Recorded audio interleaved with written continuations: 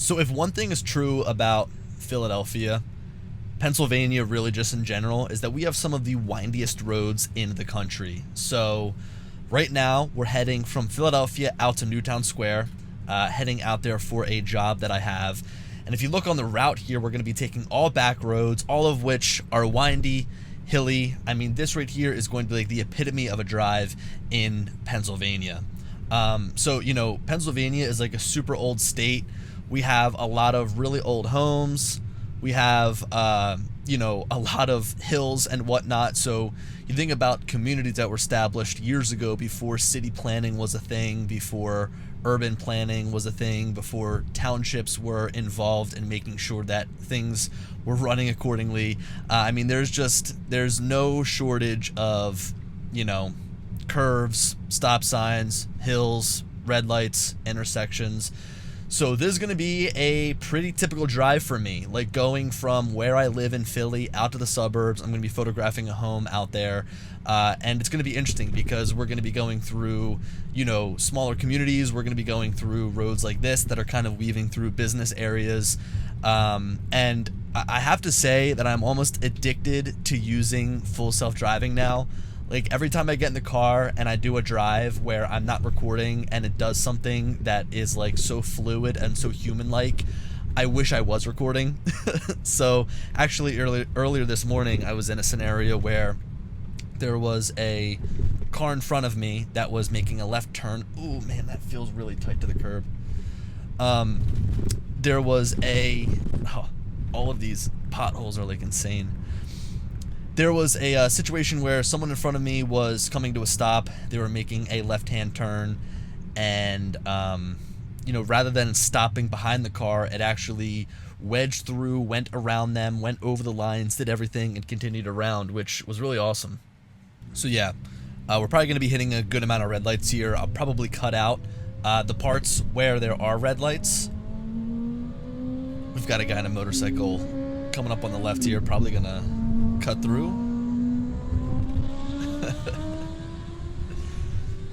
I've also noticed in my time using autopilot and full self-driving that the car seems to be a little bit more cautious around motorcyclists, which I think is, you know, a smart move. So yeah, this is a drive that, you know, I think full self-driving will handle pretty well, kind of just in my time having used it over the past couple of days. Some cones there. Nice turn. So I think that, you know, full self-driving should handle this drive pretty well. And as I mentioned in previous videos, for me, you know, working, kind of bouncing around between different homes, doing photo shoots, driving from Pennsylvania over to Jersey, through the city in Philadelphia, I think that, you know, using full self-driving on the daily is going to be really nice for me. That was a nice, smooth merge there, and now we have like the sharpest of all turns. It's funny, I probably wouldn't put a turn signal on here.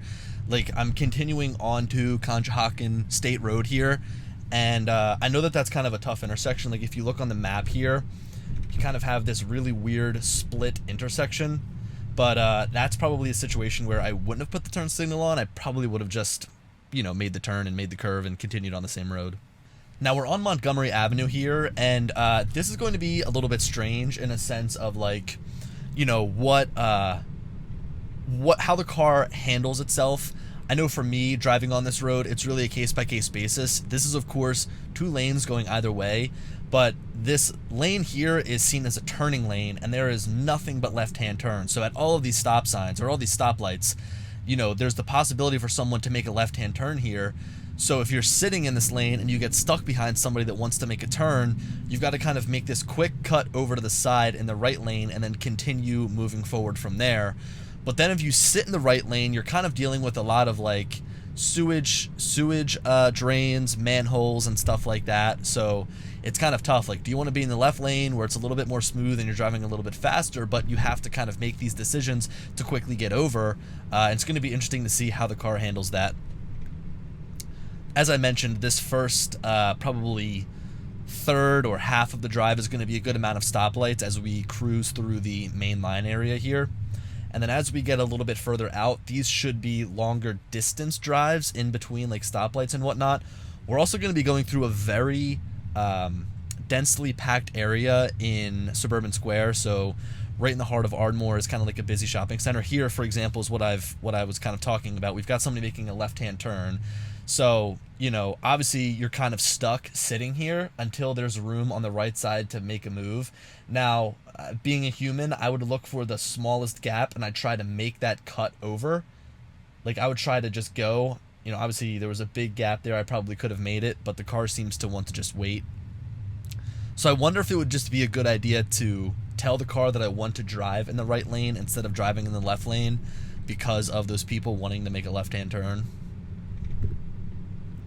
That's just so typical of like a business highway like this, where you have a pretty main road with a lot of traffic. Like here, we're gonna get stuck behind this guy. I'm gonna put my turn signal on to get over. That was a nice merge. It would have been nice if the car did that on its own. Like, it would have been nice if the car like preemptively saw that he was putting his turn signal on and then made a move to get around him. That would be something that would feel the most natural, you know?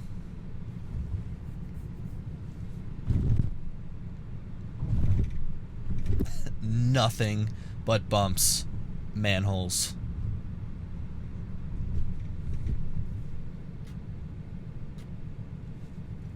So yeah, I think I started to say this, but coming up here, we're going to be getting to an area where it's pretty, you know, populated. There's a big shopping center. There'll probably be a lot of people out, a lot of people wanting to cross the street. It's up here as we move towards this area right here, so it'll be interesting.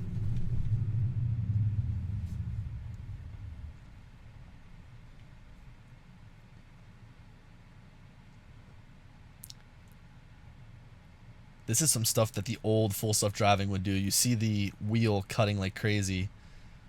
You almost think that it would want to make a move over into the left-hand lane, but I think it's just trying to better center itself on the road here.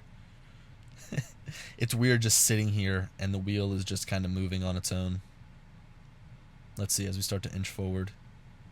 Yes, it looks like it was just trying to better center itself in the road. So sitting in the right lane with full self-driving for this road is probably going to be the move, just because you don't have the potential of someone making a left-hand turn and then you're stuck just waiting for the car to decide what to do. Although for this drive, I almost want to put in that situation and see if it'll end up learning and wanting to go and kind of cut over and make that turn. I'll throw my turn signal on here and try to get over into that left lane. Ah, it said no. I know that there's a solid line there, but let's see. If I wanted to tell it again, get in the left lane. There we go. Ooh. Somebody was making a turn in front of him and he started to come into this lane as if he was getting around them. The car handled that nicely though, like absolutely no braking. The car just kept going through and kept driving. It's just feeling so much more human. It's feeling so much more like how I would be driving a car, which, I mean, is great, right? That's really what we eventually want to get to here. I'm going to let it go. Threw the brakes on. I get it doesn't want to go over the double yellow. I mean, I probably would have just quickly, like, continued my speed and gone a little bit around to the left. Maybe put, like, my left tires over the yellow in order to get around. But I understand that with software like this, it's probably pretty adamant on never going over double yellow lines unless there's some sort of construction zone and it notices that. Luckily, on this road, I'm just like trained to continue to look forwards and make sure that nobody is putting their turn signal on. And if they do put their turn signal on, like try to make that cut over to the right-hand lane as quickly as possible.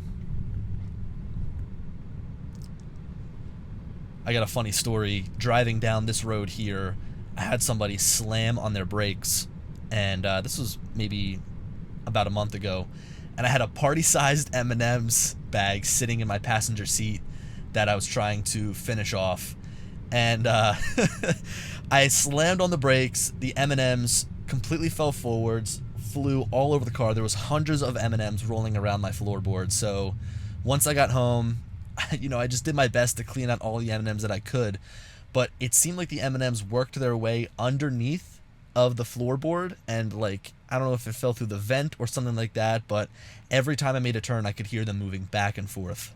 So I ended up bringing the car to Tesla service.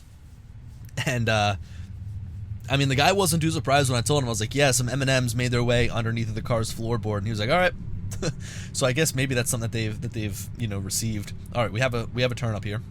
We have some people turning to the left. We have some very congested traffic behind us on the right. So even if I was driving right now, I'd probably just end up sitting and waiting my turn here, because on the right side over there, it's just a steady flow of traffic. But it looks like these guys have an opportunity to go, so we're good. But yeah, I mean, it kind of concerns me, like how did they work their way underneath of the floorboard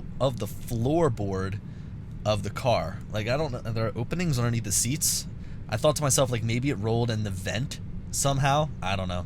But look, there was literally hundreds of M&Ms. One was bound to find its way in an area where it shouldn't have been.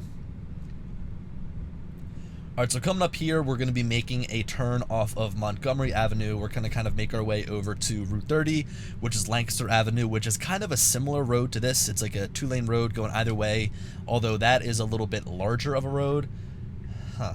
Wants to get over to the right here. Made a right turn through the intersection. I guess I can kind of understand it. That was nice. I mean, it was a nice preemptive move over to the right so that I could get around those people that were making a left-hand turn. I don't know if it was, like, accidental. Like, I know that in that lane back there, you could go straight or make a left. So if it wanted to go straight, it could have just continued through there. I'm not sure if it read the... I'm not sure how it read the signs in that regard, but nonetheless, that was a good natural move. Okay, coming up here is the more congested area, as I mentioned. We're just getting into it. We've got, you know, some more apartment buildings and stuff, but up here on the left, I know we're using a wide-angle camera, so you might not be able to see it, but these taller buildings, that is Suburban Square right there. So this is kind of like that big shopping center area, and as we make a left-hand turn up here, we're going to kind of get into the small town of Ardmore on Route 30, so... you know, at this point, I'd probably be trying to make my way over into the left-hand lane because things get pretty tight as we go through the next couple of lights. So we're going to have to be that person that gets in the left-hand lane to make a left-hand turn and sit there and make the people wait behind us. And from there, the car is going to need to see the vehicles coming towards it and make sure that it's safe to make that left-hand turn. Car's going a little slow around that curve, but it's picking up good speed right now. Nice left-hand merge there. That's good. I mean, I had plenty of time, so that's a good time to get over. Now is where we come to this light and make a left. Now, we'll likely have some people in front of us also making a left. This is like a pretty popular intersection to jump over to Route 30. It also looks like we have a really clear road coming towards us, so this should be no problem at all. Every time I pass this gas station here on the left, I'm so happy that I drive an electric vehicle. Their gas is always way more expensive than all the others around. Man, that was a nice smooth turn. Nice smooth turn, a little brake coming into the turn, which was nice. Picking up speed going up here. Now this is a narrow. This is narrow. All right. I am just like so concerned that it's gonna jack up the wheels hitting the curb. With this version more than ever, it feels very confident to make these tight turns. And, I mean, look, I've seen it on Twitter, I've seen it on X, I've seen it online, that people are complaining of their car hitting the curb. And in an environment like this where there's nothing but curbs, you've got to figure that it's bound to happen at some point. So we need to make our way over to the left lane here again. I'll tell you what, with full self-driving, the car accelerates pretty good. I mean, look, it's a Model Y performance, and pretty much any Tesla has some good pickup right off of the line, but I like that it makes use of that speed and gets you up to speed, doesn't waste any time, and gets you on your way. In some previous videos, I was kind of complaining about the speed of the car and that it didn't seem to be driving all that fast. I received some comments about the automatic speed offset, so if you jump into the autopilot settings here and scroll down, you now have, where did it go? Automatic set speed offset, which I've got turned off. So I've been driving with that turned on, and so realistically it should be following the command that I kind of give it in order to set the speed, but it always seems to be going just a touch slower than what I'd want it to do.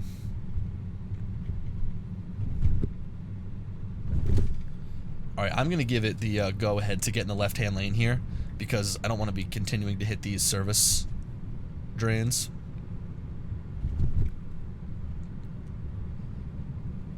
Now, this is kind of ending like the more urban environment that we're in, so Again, we've kind of been going down some pretty main roads. Now we're going to kind of get off the beaten path as we take some of the more windy suburban roads to get out to this home. So you'll notice that we're kind of cutting across here. And again, these are pretty much all going to be back roads. So, you know, a couple nights ago, I did my nighttime drive in some suburbs just like north of Philadelphia, and the car handled it great. I mean, I was very impressed with how I was able to, you know, navigate the windy roads, especially at nighttime. So it'll be cool to see, you know, how it does in a daytime setting.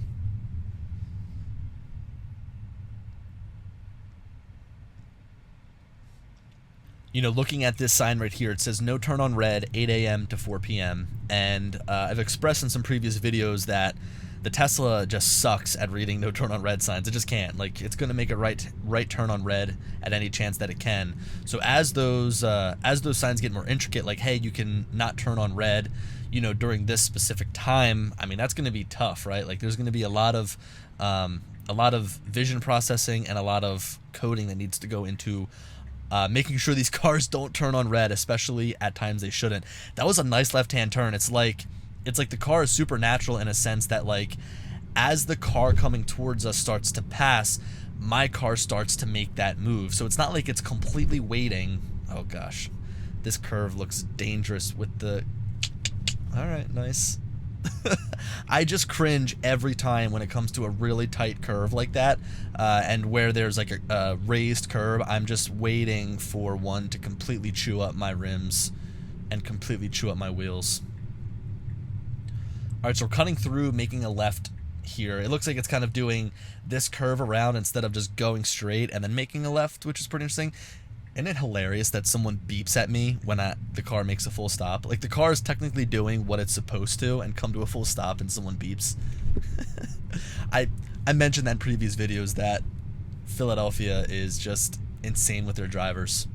Stop signs don't exist. Pretty much everything's a rolling stop. Slows down a little bit for this car on the side here.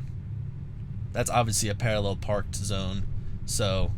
you know, the car is just being a little bit cautious about that. All right, so coming up here, we're going to make a left-hand turn. It's going to bring us to, I think, probably one of the final busy intersections that we'll face on this drive. This is kind of like a left-hand turn here on red, where these other lanes don't have a stop. So luckily, there's no cars coming at all. Nice smooth turn too. Puts us into the right lane as well, which is nice. The other day I had it put me into a left-hand turn lane, even though it had to go straight, and then it had to correct itself, which it, to its credit, it did. But yeah, so this will probably be the last busy intersection, and then from here it's just basically all back roads. I'm kind of bummed out that there weren't any people trying to cross the street back when we were crossing through you know, the busier section of town, just because I like to try and, like, give the car any challenge that it possibly can get. It's just fun to see how it interacts with the world and how it adapts to different situations. On the right here is school. And from here, we're now pretty much just getting into a bunch of homes. So... obviously not related to full self-driving, but this area is, I mean, just super wealthy, a lot of old money. This is considered the main line of Pennsylvania, so it's basically a line of suburbs just outside of Philadelphia with, you know, as I'd mentioned, like super old money, super old estates, very old homes, a lot of which have been updated and renovated. So, you know, you've got families that have been living here for years, you know. You got to think that this is the birthplace of America, right in this region where people came over, they settled, Philadelphia being the first capital of the United States. There are a lot of really cool old homes as well. I mean, you know, the home that I'm on my way to photograph right now was built in 1693. I've already been there to do the inside photos. Now I'm heading out there to do the photos of the exterior because it's all nice and ready. I just read a stop sign there and bumped me down to 35. I'm going to increase the speed here because, I mean, this is a pretty main back road here. This is the one thing that is really annoying about full self-driving. The speed limitations. I mean, right now it just kind of picked up really fast out of nowhere, passed by another speed limit sign, but didn't lower me down to 35. So it seems like the maximum speed it feels comfortable doing back here is 42 miles per hour.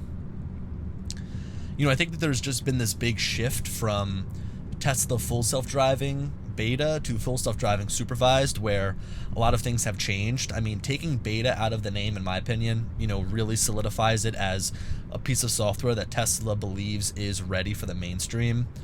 I think that them lowering the price almost proves that they're like, hey, we can sell it for a lower cost to reach more people because we know that it's going to work well. For the longest time, I feel like you kind of needed to know the best practices of how to use full self-driving or how to use autopilot. Like I would let people drive my car, and when they tried autopilot, it would kind of come with a spiel. Like I'd be like, okay, yeah, you know, you can use autopilot, but just know that you need to do XYZ, right? You need to always be paying attention. You need to always be, you know, grabbing onto the wheel. You need to make sure that you know, it doesn't get too close to the lines, whatever. I mean, I just feel like there was always a little bit of some explaining to do behind it, but now I feel like I could legit throw somebody in this seat, have them put on full self-driving, and it's just going to get them from point A to point B without any hesitation. It seems like it gets a lot more confident on these straight areas. Like whenever it hits any sort of curve, it'll start to slow down a little bit, but then as it moves its way to a straight area like this, it'll pick up the speed by like 4 or 5 miles an hour.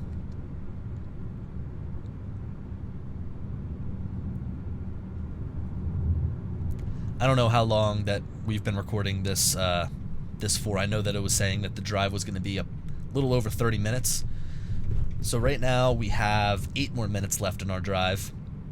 And up here is kind of where we're going to make our final right and then left-hand turn, and then it's basically just a straight shot there to the home that we're going to make our way to. So up here we've got to make a right-hand turn.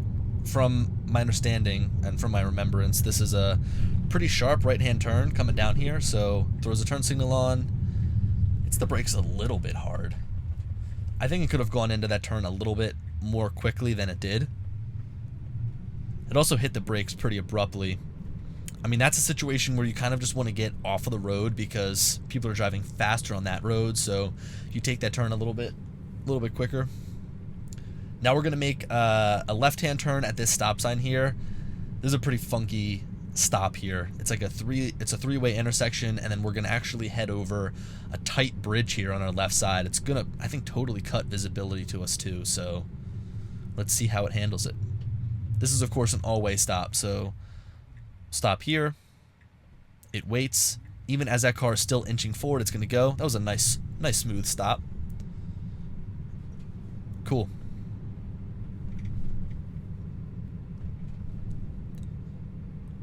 I'll tell you what, it is nice being able to record these full self-driving videos, just because, I don't know, if anything happens to the car, you kind of have documentation. Like, I don't know if Tesla would cover like wheel damage or something like that, but if you directly had it on camera, might help your case if you went to them and asked for them to fix it.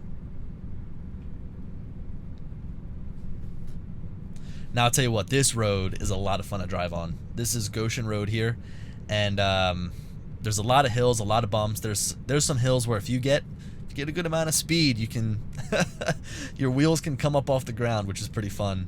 But again, like I had mentioned, all of these back roads, you can just look on the map here. Everything is just all curvy, all windy, nothing planned. Man, it really came to a stop there. It almost thought as if that sign back there that was alerting of a stop sign was the stop sign itself. So coming up to a stop here, and I think that as far as stops go, we have that stop, we've got a red, and then the rest should pretty much just be moving along from there. That was a nice stop there. So, you know, my day-to-day is, you know, bouncing around between homes, taking photographs of those homes. So I do real estate photography, any sort of commercial photography or videography. And so during the day, I'm moving between 4 or 5 different locations. Sometimes I'm in Philadelphia driving down to the Jersey Shore, which is a pretty long drive. And full self-driving is great for that stuff, right? But I always come back to the fact that, like, on those drives, when I'm, you know, taking a further drive, I want to be able to throw my car in full self-driving. I want to be able to jump on my phone. I want to be able to,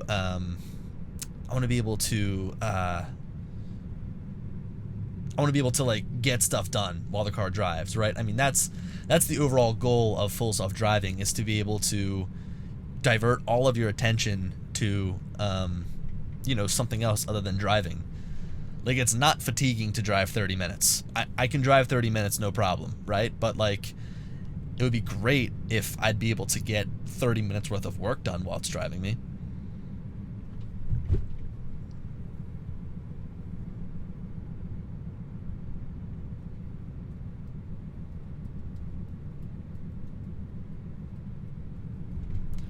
It's got a nice speed too, and it's a nice comfortable ride. You know, we're doing 34, so it's kind of chugging along right at the speed limit of the road. It's not going too slow, it's not going too fast. On these areas where it's straighter, it is pumping us up over the speed limit just a little bit. But even all these winds and curves, you feel comfortable.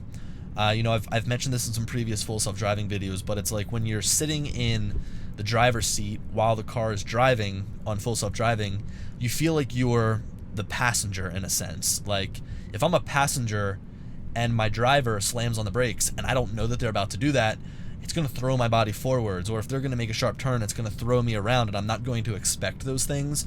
So when you're at the mercy of the car, you're kind of in that same regard. Like, you're wondering if it's going to hit the brakes too hard, but everything that it's doing feels comfortable. Like, it's a nice comfy ride, which is something I can't say about previous versions of full self-driving.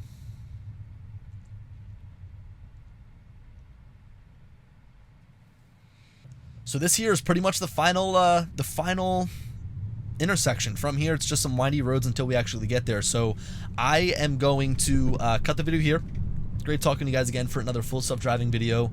Definitely going to be uploading some more, so be sure that you guys stay tuned. I feel like these full self-driving videos are almost becoming boring because it's almost so good to a point where it doesn't mess up. The mess ups were always kind of the highlight to point out, but now that it's so good, I don't know. It's gonna be tough to make these self-driving videos exciting unless we do something like go into the city or take the car to Manhattan. So again, thank you guys for watching, and I'll catch you in the next full self-driving video.